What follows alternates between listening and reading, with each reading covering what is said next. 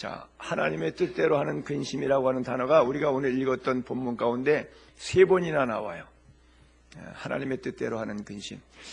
답이 써 있는 것처럼 근심이 2가지가 있는데 하나님의 뜻대로 하는 근심이 있고 세상 근심이 있어요. 세상 근심은 죽이는 거예요.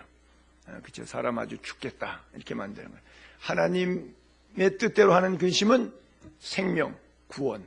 할렐루야. 여러분 앞에, 여러분 안에 하나님의 생명의 구원이 가득 차기를 바랍니다. 그래요. 때때로 이런 구절을 읽으면 약간 헷갈리는 건 있어요. 하나님도 근심하시는가? 그렇죠? 하나님도 뭐 이렇게 걱정을 하시지?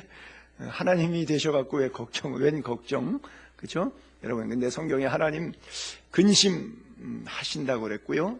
심지어 질투하시는 하나님이라고 그랬어요. 여러분, 스가랴서 8장을 한번 볼게요. 이런 구절이 있어요. 만군의 여호와가 이같이 말하노라.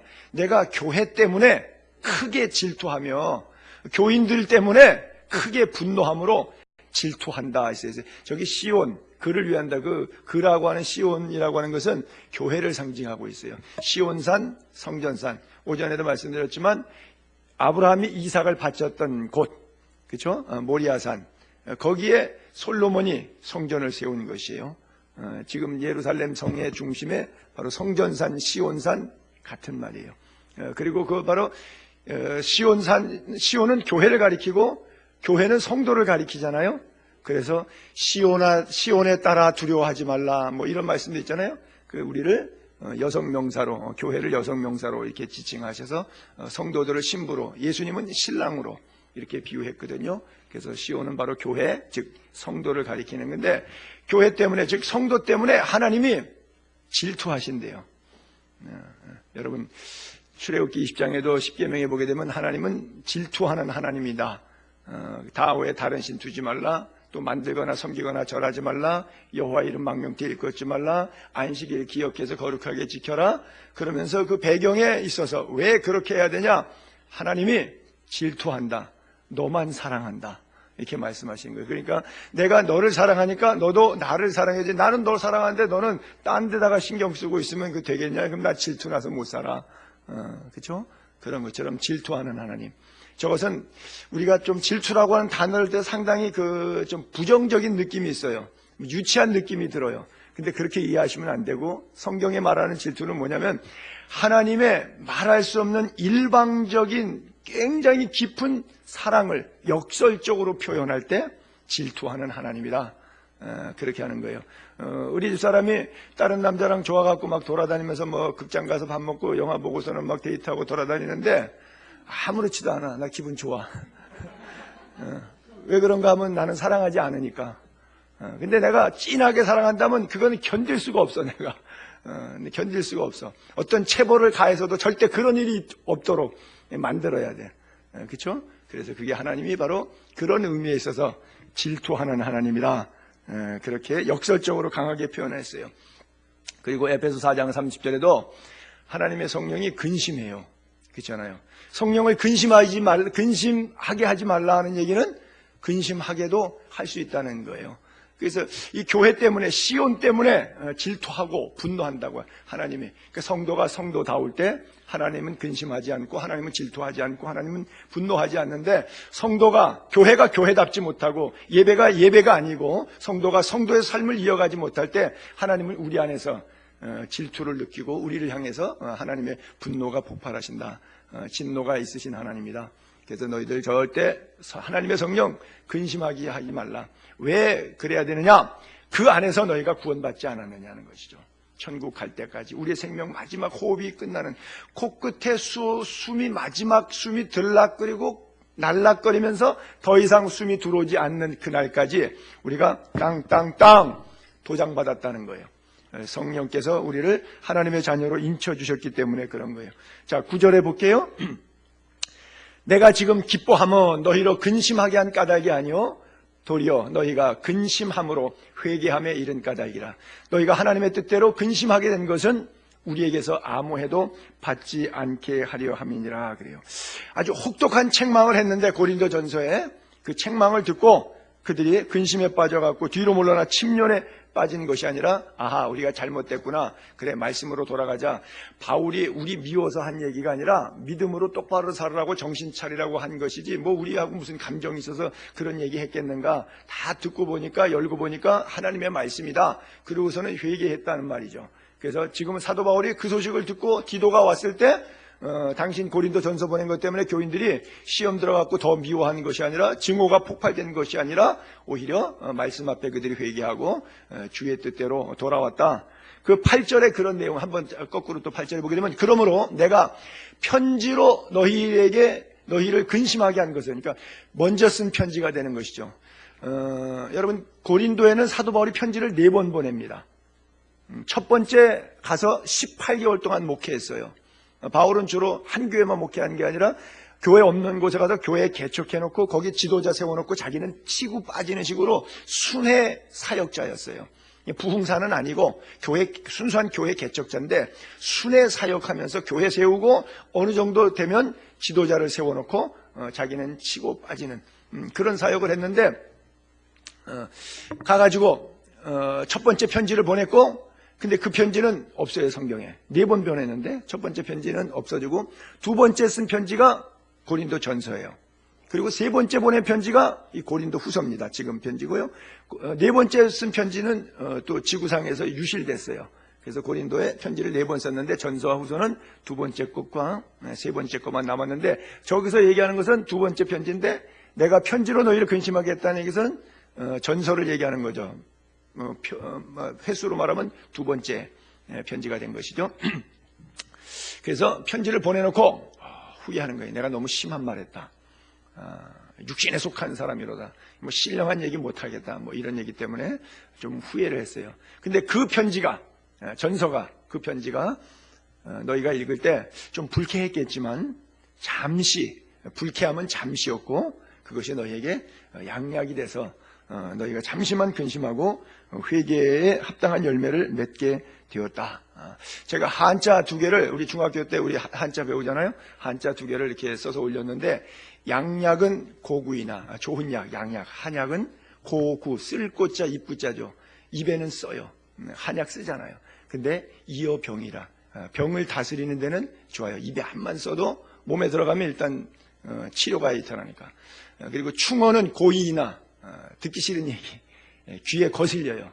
그런 얘기하면 충어는 고이나 이어행이라, 행동에 좋다. 지금 성경 공부 시간이 아니라 한자 공부 시간이에요. 제가 이 구절을 읽다가 이 8절 9절이 연계돼 가지고 보면서 딱 이게 제가 중학교 때 외웠던 한자 수거가 생각이 난 거예요. 저거 시험 봐가지고 제가 꼭 기억이 나는 거거든요. 그래서 우리가 약도 그런 것처럼 이게 신약과 구약이잖아요. 하나님의 말씀이. 약이 들어가니까 양리 반응이 일어나야 돼요. 여러분, 약이 들어갔는데 약효가 없어. 그러면 그건 가짜 약이에요. 그건 좋은 약이 아니에요.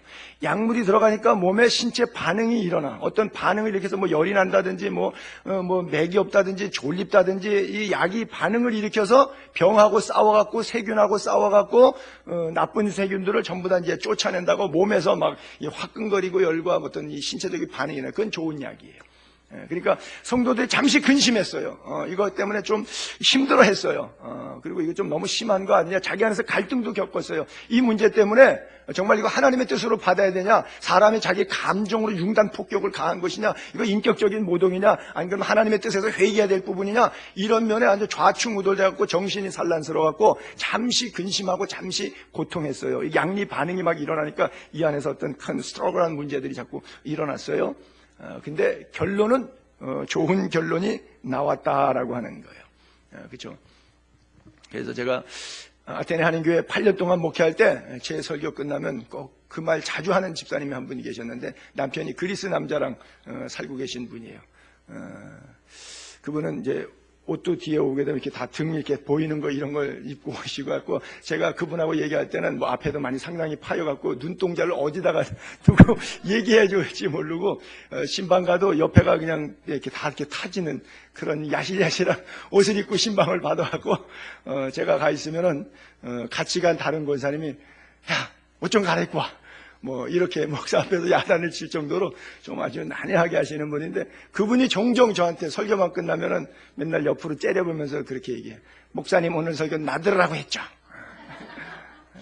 그때마다 저도 받아치는 얘기가 있어요. 그러면 제가 들으라고 하시지 벽에다가 설교합니까?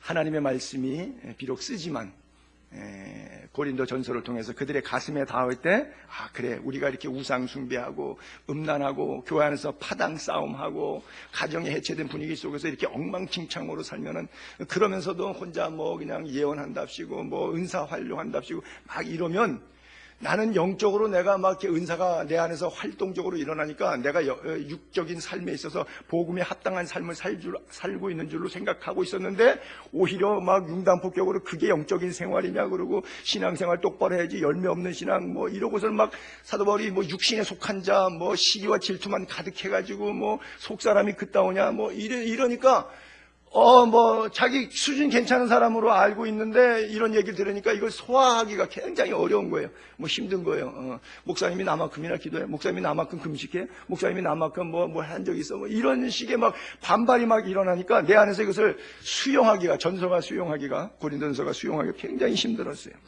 근데 결국은 시간이 지나면서 성령께서 그 마음을 만져주시고 움직여주시고 깨닫게 하니까 이게 약효가, 처음에는 약 반응 때문에 힘들었는데 이 약효가 몸에서 점점 적응이 되니까 은혜로 임하게 되는 거예요. 이게 뭐예요? 하나님의 뜻대로 하는 근심이라는 거예요. 10절에 그래서 이렇게 말씀하고 있죠. 10절 하나님의 뜻대로 하는 근심, 뭐가 없어요? 후회할 것이 없다. 구원에 이르게 하는 회개를 이루는 것이다. 세상 근심은 사망을 이루는 것이다. 그래요. 하나님의 뜻대로 하는 근심. 여러분, 후회가 없는 인생을 살게 되기를 바랍니다. 그래요. 문제 속에 빠져서 문제에 침몰당하는 것이 아니라 문제 속에서 우리를 구원하시는 하나님을 경험하게 되기를 바랍니다. 세상 유행가에도 그렇잖아요. 아픈 만큼 성숙한 거라고 하는 말이 있잖아요. 그래요. 우리가 정말 하나님이 언제 우리를 부를지는 모르지만 나이 순서대로 가는 건 아니잖아요. 오는 거야 나이 순서대로 오지만 갈 때는 어떤 순서가 없이 그냥 가는 거예요. 근데 사람이 자기의 죽음을 알게 되면, 물론 길에서 갑자기 교통사고로 그냥 1분 1초 만에 탁 죽어버리면 생각을 정리할 기회가 없지만, 그래도 뭐 중병이 된다거나 자기가 이미 병 진단에 의해서 기간이 어느 정도 뭐 날짜는 안 나와도 about 이렇게 정리가 됐다는 것을 알게 되면 내 마음속에 스스로 인생을 정리하게 되는데, 그때는 누구나 다 공통적으로 느끼는 게 뭐예요? 내가 참 잘못 살았다. 아마 자랑스럽고 정말 잘 살았다. 아내에게도 남편에게도 자녀에게도 친구들에게도 내가 살았던 그 공동체 속에서나 다녔던 직장이나 또 섬겼던 교회나 이런 사람들 앞에서 내가 주님 앞에 섰을 때 너무 기대가 된다. 자랑스럽다. 이런 감정 가진 사람보다는 뭔가 내가 이거 인생 헛살은 거 아니야, 잘못 살은 거 아니야, 이런 감정이 들 때가 더 많을 거예요. 근데 결국 사도 바울이 말씀이 임하니까 그들이 순간적으로는 그런 근심에 빠졌지만 결국 하나님의 뜻대로 되어진 근심이기 때문에 후회할 것이 없는 삶을 살게 되었다라고 하는 거예요. 그리고 그것이 구원이 완성되는 것, 후회할 것이 없는 구원에 이르게 됐다. 어떤 과정이 필요했었냐? 회개를 이루는 것.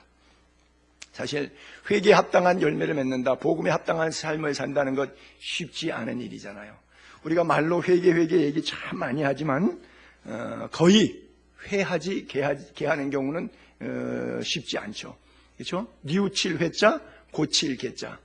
뉘우치기는 많이 뉘우쳐요. 즉 깨닫는 거. 어떤 분이 그러더라고요. 은혜가 뭐냐? 깨닫는 게 은혜라고요. No. 물론 일면 그런 면에 있어서 이해는 합니다. 무슨 뜻인지. 그러나 깨달아만 가지고는 안 돼요. 회만 해서는 안 돼요. 뉘우쳐서만 안 돼요. 그 다음에 고칠 개자가 분명히 나와야 돼요. 그러니까 하나님의 뜻대로 하는 근심은 잘못됐다는 것을 후회하고 깨닫는 것으로 끝나는 것으로 아무 열매 없으면 안 되고 열매가 드러나야 되는데 개가 이루어지는 거예요. 개가. 우리가 그래서 뭐 개가 천선 뭐 이렇게 말하는데 고칠 개자를 말하는 거예요. 고칠 개자를 쓸 때 개혁 그럴 때 혁자가 뭐예요? 가죽 혁자를 쓰잖아요. 그 가죽을 고친다는 게 뭐예요? 창세기 3장에 타락한 인류에게 에덴 동산에서 내어 쫓으시면서 가죽옷을 지어 입혔다.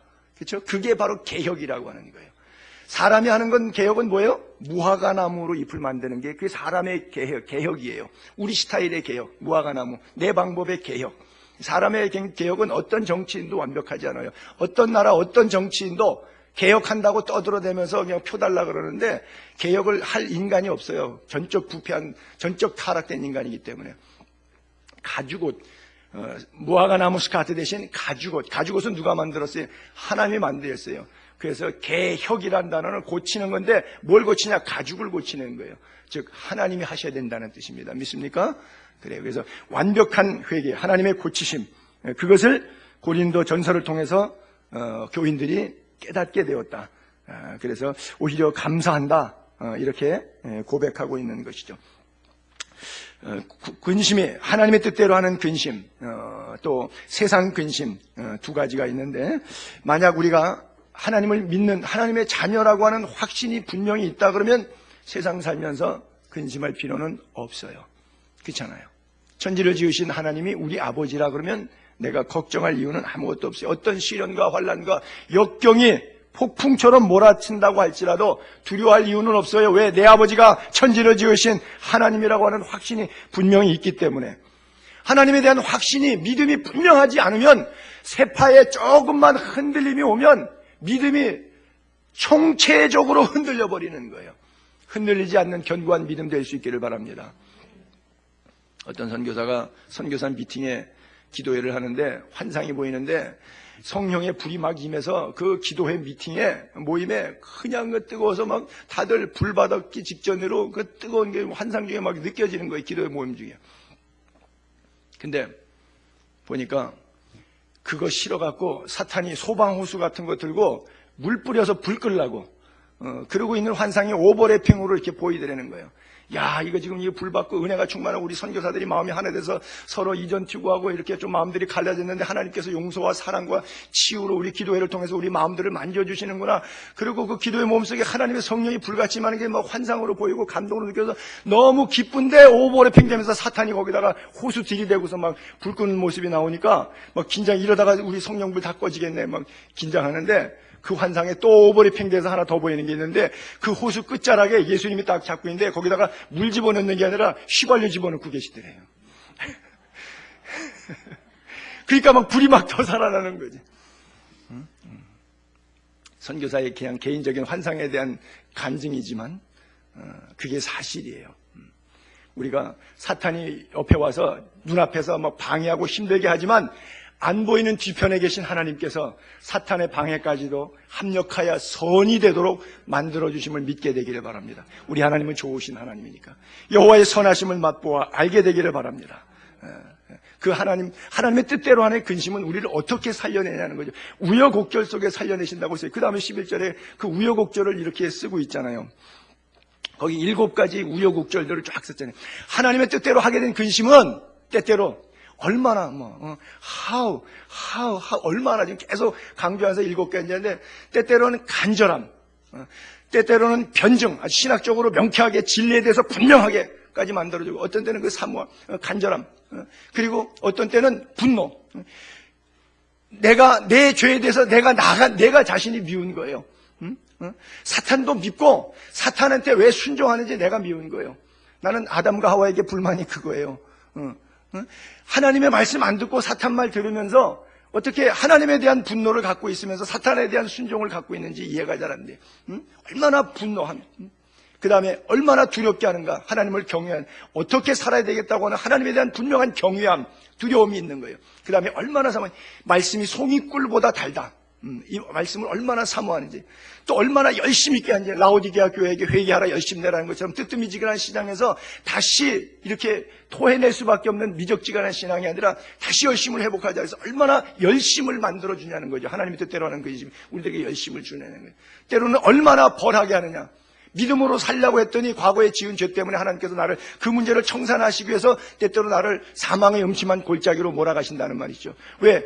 기름을 내 머리 위에 바르시기 전에 사망의 음침한 골짜기를 통해서 나를 정결케 하시는 은혜까지도 비록 고통이고 아픔이고 슬픔이고 질병이고 망함이었지만 어려움이었지만 그것까지도 하나님의 뜻 가운데 있는 근심 속의 세월이었기 때문에 오히려 기쁘게 받을 수 있다고 하는 것이죠.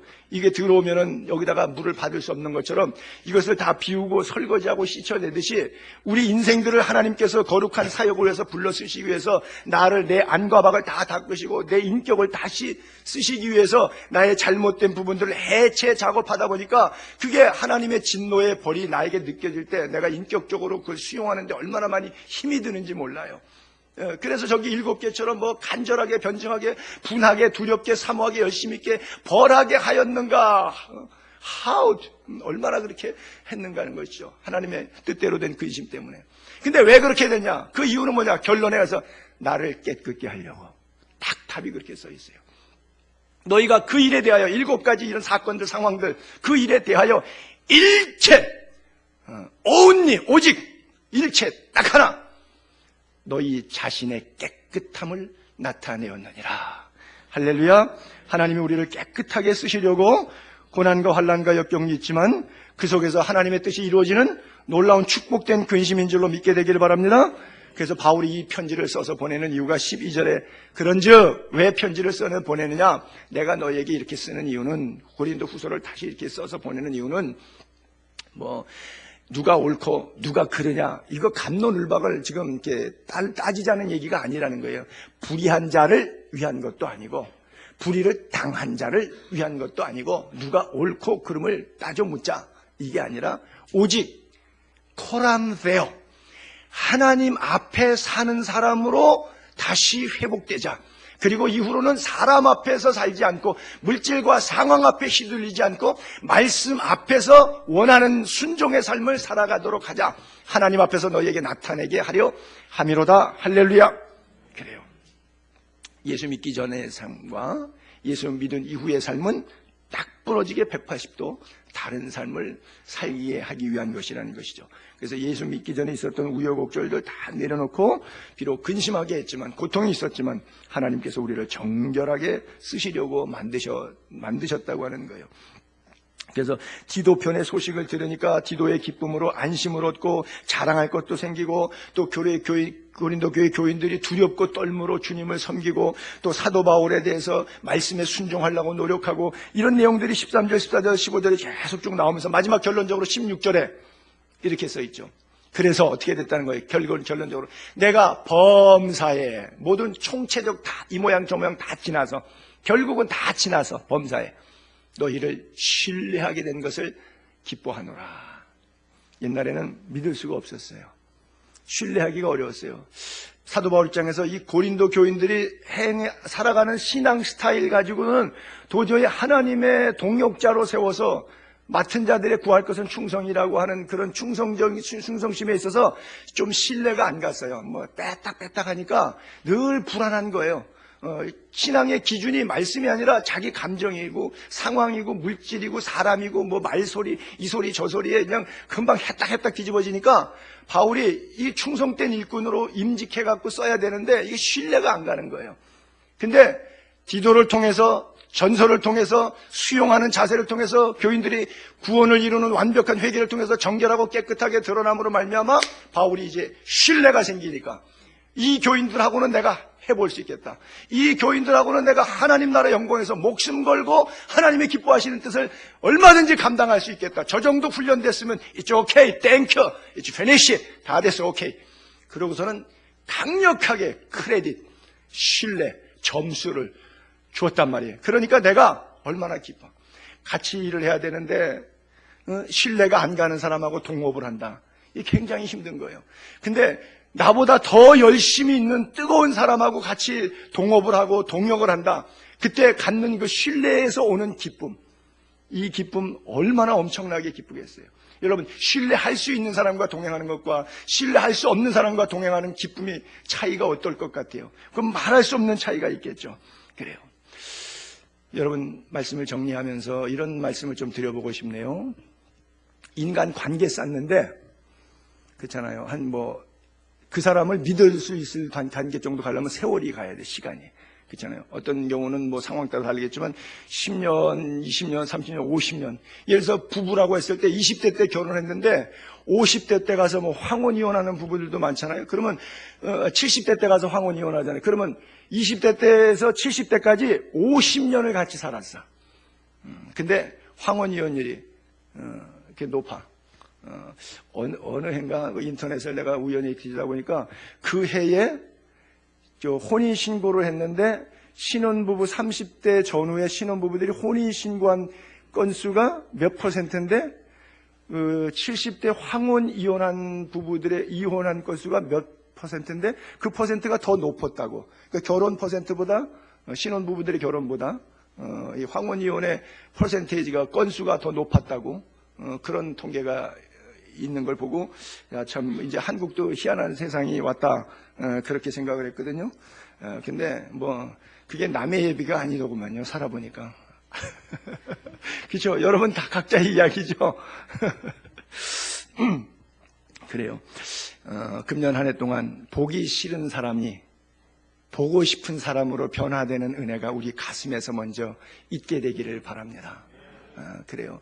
아까도 오전 시간에도 말했는데 잠깐 여기서 가셨던 분의 세 번째 동안 뭐 2주 있다가 등록하고 석 주 있다가 등록하고 지금 세 번째 교회로 옮겨가지고 그 짧은 몇 달 동안에 그 세 번째 교회 목사님이 전화 와갖고 이런 거짓말 저런 거짓말 이 교회에서 저 교회 가면서 먼저 교회 목사님에 대해서 이런 비난을 쏟아두고 다녔던 얘기 뭐 그런 얘기를 쭉 하면서 이 사람을 어떻게 목회자들 사이에서 교회에서 아예 그냥 출교해서 어디든지 교회를 못 오게 발붙이지 못하게 해야 된다. 그러니까 먼저 이게 세 교회 목사님들끼리 이제 그런 얘기가 나서 최종적으로 나의 자문을 구한다고 연락이 온 거예요. 그리고 뭐 본인이 임직 안 받았는데 임직 받았다 그러고 어떤 특정 임직 직군에 대해서 그래서 뭐 이제 곧 임용증서 받아갈 수 있다고 그 임직 받은 것에 대해서 뭐 이런 얘기를 하고 했는데 나한테 들어보니까 나한테 임직 받은 적이 없거든요. 그러니까 목사님 이걸 어떻게 해야 되겠어? 어떻게 정리를 우리가 해야 될까요? 그래서 그건 목사님들이 그 안에서 교단 내에서 세교회 목사님들이 알아서 정리하시는 문제인데 단 하나 내가 이렇게 얘기하고 싶다. 뭐냐? 그분이 말이 진실성이 있던 없던 앞뒤가 안 맞던 거짓말이던 또 나가서 다른 교회 목사님 전임 목사님을 그렇게 욕하고 다녔던 상관없이 왜 그랬느냐를 배경을 이해해달라. 아마 그분이 여기 계셨다면 제가 아마 장로로 임직했을 수 있는 그런 분이시다. 근데 가셨지만 그분이 가셔서 먼저 교회에서 신앙생활을 잘했던 것처럼 잘하고 싶은데 교회 정착을 잘하고 싶고 목사님의 사랑받고 싶은 의지의 표현인데 그렇게 된 게 아니겠습니까? 그러니까 그분의 어떤 그 의도, 순수성, 뭐 일부러 뭐 사람이 나빠서가 아니니까 그분이 교회에 사랑받고 싶고 교회에 정착하고 싶고 정착된 교회 목사님으로부터 나는 먼저 교회도 신앙생활 잘한 분이라고 하는 것을 좀 인정받고 싶은 열심이 있다 보니까 그런 것이지 뭐 어떤 악의를 가지고 그런 건 아니니까 목사님이 그런 마음으로 헤아려 주시면 혹시 이해가 되지 않겠습니까? 이러고선 전화가 내용이 마무리가 됐거든요. 그래요. 사도 바울도 고린도 교회 교인들하고 뭐 설왕설래는 있었어요. 이렇게 설전은 많이 있었어요. 근데 마지막에 마감을 크레딧으로 신뢰로 마감하지 않습니까? 바로 저거죠. 우여곡절, 바울이 얼마나 오전 시간에 읽었지만 얼마나 열받아갖고 뭐 내가 언제 너희를 속였느냐, 누구를 켜가지고 뒤통수를 쳤느냐, 내가 사악한 게 있느냐, 사악하다는 둥, 뭐 돈을 빼돌렸다는 둥, 별 비난을 많이 받고 심지어 사도도 아니라는 둥, 무슨 네가 목사냐는 둥, 뭐 이런 얘기까지 뭐 다 나오고 얼마나 열받는 뭐 별 인격적인 비인격적인 난타전까지 다 왔어요. 그 정도 되면 이제 끝난 거 아니에요? 근데 끝난 게 아니라 마지막에 저렇게 정리가 되잖아요. 내가 범사에 우여곡절 겪었잖아요. 그렇잖아요. 우여곡절. 아까 나왔던 7가지 우여곡절들. 우여곡절 다 겪었어요. 그러나 결국 다 통과하고 나서 범사에 뭘로 덮어져요? 믿음으로 신뢰하게 됐다. 그래서 이제 I'm so happy. 정말 내가 목회하는 것이 이런 것이 기쁜 일이구나. 교인들과의 관계 속에서 때때로 힘든 것이 있지만 결국은 이 힘든 과정을 통해서 하나님의 뜻대로 근심하게 됐더니 하나님이 합력하여 선을 이루어 주셔서 서로를 신뢰할 수 있는 관계가 이해가 될 수 있는 관계를 만들어 주니까 믿음이 생겨서 너무 기쁘다. I'm so happy. 너희를 신뢰하게 된 것을 기뻐한다. 그랬어요. 모든 지상의 교회는 투쟁하는 교회이기 때문에 상황은 같은 것이겠지만 끝 마무리가 더 중요하지 않겠는가. 알파도 중요하지만은 오메가가 더 중요하지 않을까 생각해요. 사실은 작년에도 인터넷에 뭐 크게 달고 있잖아요. 대한민국의 대표적인 목사님 아닙니까? 두레교회 김진홍 목사님. 한 30년 직위 이상 받들었던 장로님, 김영택 장로님. 나이가 사실 장로님이 3살 더 많아요. 김진홍 목사님보다.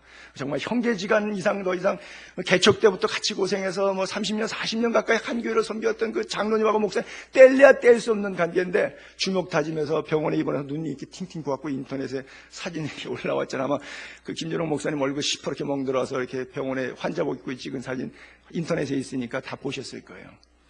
여러분, 그런 관계 아니에요. 얼마나 막역한 관계예요. 근데 장로하고 목사하고 주먹다지 하는 단계, 그게 뭐 핫질이 목사가 아니고 인격이 대목지 못한 목사, 어찌 저 시골교회 변두리 어떤 그 조그마한 개척교회 양과 그릇도 작은 그런 목사님들이 아니라 대한민국의 대표적인 정말 탑 랭킹 10위 안에 올라갈 수 있는 인격이나 메시지나 그가 나타냈던 사역의 열매의 결과들로 볼 때 정말 존경과 칭송을 모든 사람들에게 받을 수 있는 사람임에도 불구하고 사탄이 한 번 갖고 장난질하니까 그렇잖아요. 사탄이 한 번 돌 던지니까 뭐 고소하고 뭐 폭행하고 하여간 뭐 이런 거 장난 놓으니까 갈고리로 거니까 걸리는 거예요. 사탄이 걸리는데 안 걸리겠어요? 거니까 걸리는 거죠.